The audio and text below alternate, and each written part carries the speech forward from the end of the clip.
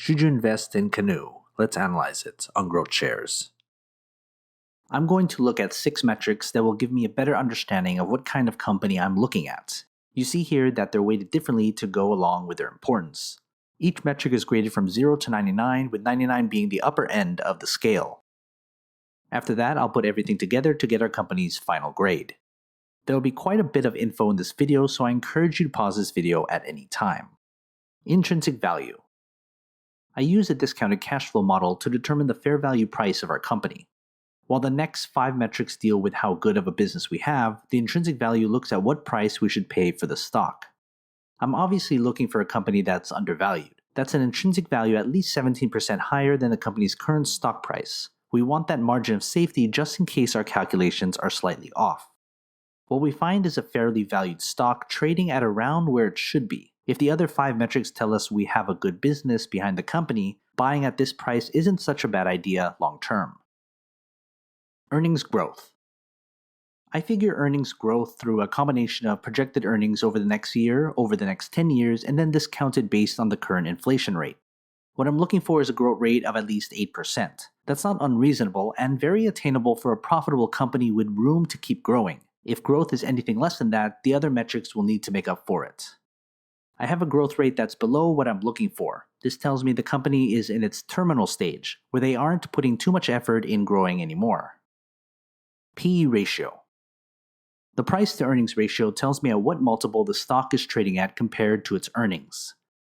I'm looking for a PE ratio of 15 or lower. That's not a hard and fast number based on the type of company, but as a general rule, the lower the better, since the PE is a key valuation metric.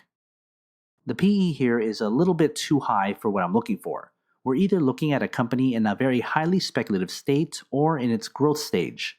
The difference in earning growth is to figure out which is which. Dividends. Dividends are an underappreciated metric when analyzing a company. I'm looking for a dividend yield at least 2.1%. You should get paid for simply owning a piece of the business, or else you're just speculating. That's not investing. The dividend here is basically non-existent. This tells me that the company is in its growth stage, perhaps in speculative territory right now, and money the company makes is being reinvested for growth. Return on equity. Return on equity is profit generated with the money shareholders have invested. I'm looking for an ROE of at least 11.75%. That means the company is putting our hard-earned investment dollars to good use. Unfortunately, our ROE isn't what I want to see. This can be attributed to a low-margin business or bad governance. Free cash flow. This is what's left after a company pays its day-to-day operating expenses. We always want a positive free cash flow. I'm looking for a free cash flow of at least $17.75 billion.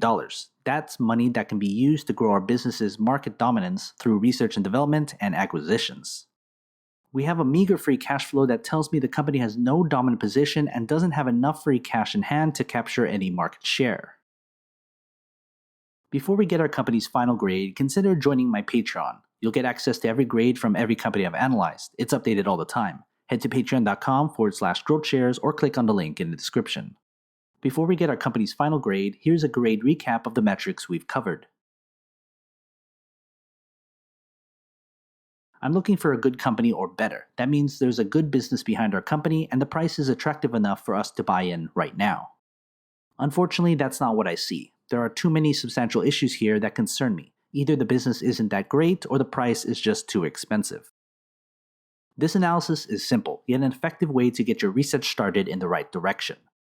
If you have a couple minutes, I'd love to know what kind of investor you are. Take my free survey. I left a link in the description. If not, check out my other analysis videos, and don't forget to subscribe for more. Invest wisely, and as always, take care of your money.